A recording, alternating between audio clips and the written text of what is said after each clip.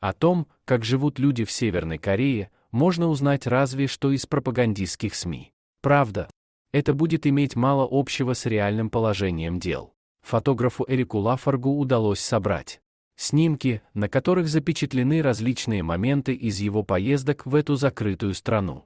Большинство из этих кадров он вывез тайком, нарушая запреты на фотосъемку в публичных местах. Лафорг побывал в Северной Корее 6 раз с 2008 года. За время поездок он сделал тысячи снимков в тех местах, где официально запрещено фотографировать. Часто он попадал в ситуацию, когда после каждого сделанного фото его настоятельно просили удалить снимок. Правдами и неправдами ему удалось вывести ценные снимки с собой на родину. С первого приезда в Северную Корею Лафорг убедился, что его не интересует парадная сторона, он хочет увидеть настоящую жизнь, поэтому официальные экскурсии не для него. Гораздо больше ему хотелось познакомиться с бытом корейцев, узнать, как они живут, как справляются с тотальным контролем.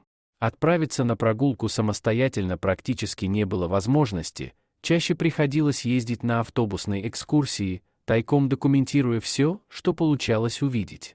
Спасал 300 мм зум и привычка сидеть на заднем сидении. В Северной Корее Лафорг столкнулся с запретом фотографировать полицию и армию. После его возвращения домой из последнего путешествия в 2012 году власти обнаружили, что он распространяет в интернете сделанные тайком фотографии. Они оказывали на него давление, заставляя скрыть снимки из открытого доступа. Лафорг отказался это делать, объяснив, что он показал и положительные, и негативные стороны Северной Кореи, как любой другой страны, которую он посетил. «Я отказался делать исключение для Северной Кореи, и правительству это не понравилось», — сказал он. Вскоре Лафоргу запретили въезд в Северную Корею пожизненно.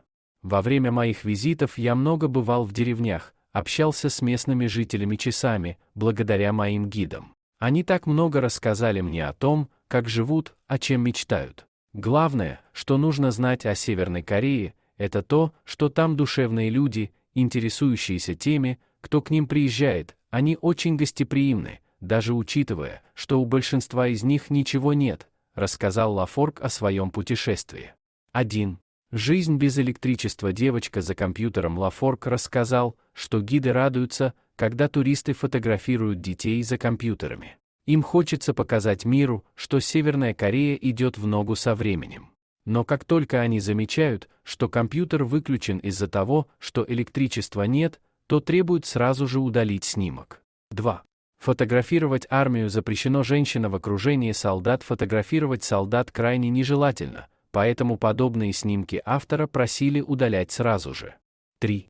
Общественная работа. Мужчина собирает траву. Такие фотографии время от времени попадают в западную прессу с заголовками, что жители Северной Кореи едят траву, собранную в парке. Чтобы не развивать этот миф, гиды запрещают делать подобные снимки. 4. Солдаты в свободное время помогают местным фермерам. Тяжелый труд вместо отдыха. 5. Истощение. Изможденный мужчина. В Северной Корее запрещено фотографировать людей с явными признаками измождения и недоедания. 6. Отсутствие автомобилей. Дети играют на проезжей части. Машины стали появляться на дорогах только в последние годы, да и то их очень мало. Дети до сих пор играют на центральной магистрали, будто во дворе своего дома.